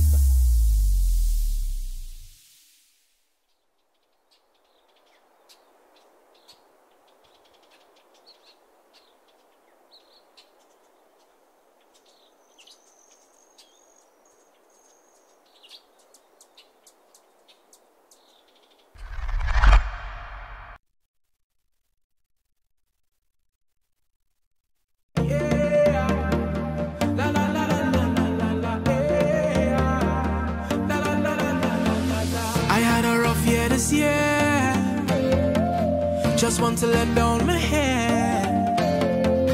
Don't want to forget, but remember, No weapon formed shall prosper. I have wings on my heart, the light through the dark. They can't stop me, they can't stop me. If a fire need to start, trust me, I go be the spark. So just watch me, just watch me.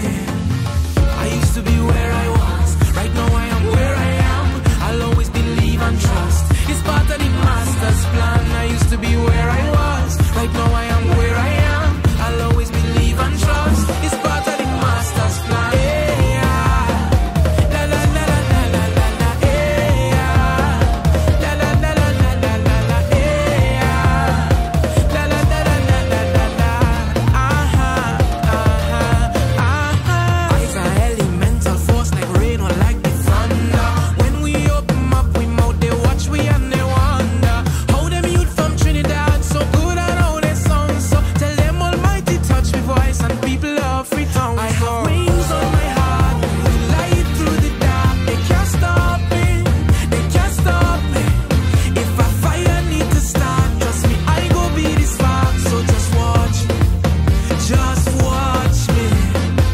I used to be where I was, right now I am where I am. I'll always believe and trust, it's part of the master's plan. I used to be where I was, right now I am where I am. I'll always believe and trust, it's part of the master's plan. Hey, yeah. La la la la la la la la. Hey, yeah. La la la la la la la la. Hey, yeah. La la la la la la la la. There is no war,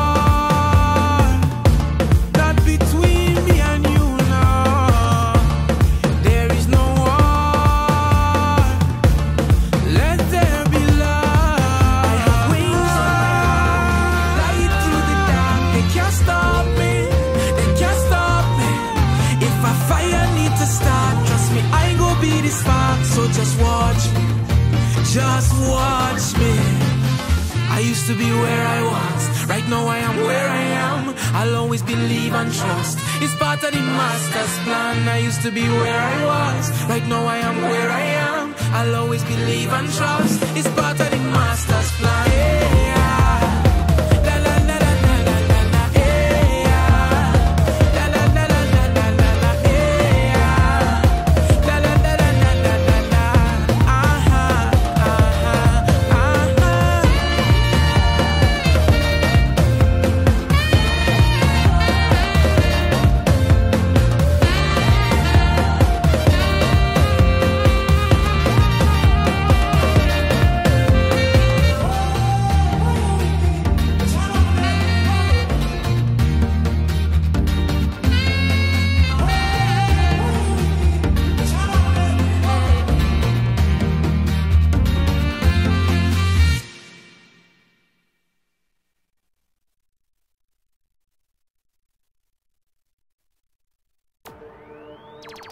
Welcome to 10, Trinidad and Tobago Entertainment Network. Every creed, equal place, one place for Caribbean people. Mass, music, art, pan, politics, food, dance, fashion, talent, technology, and much more. 10, Trinidad and Tobago Entertainment Network. Our world, our people, our passions. Your portal to Caribbean life. Find yourself.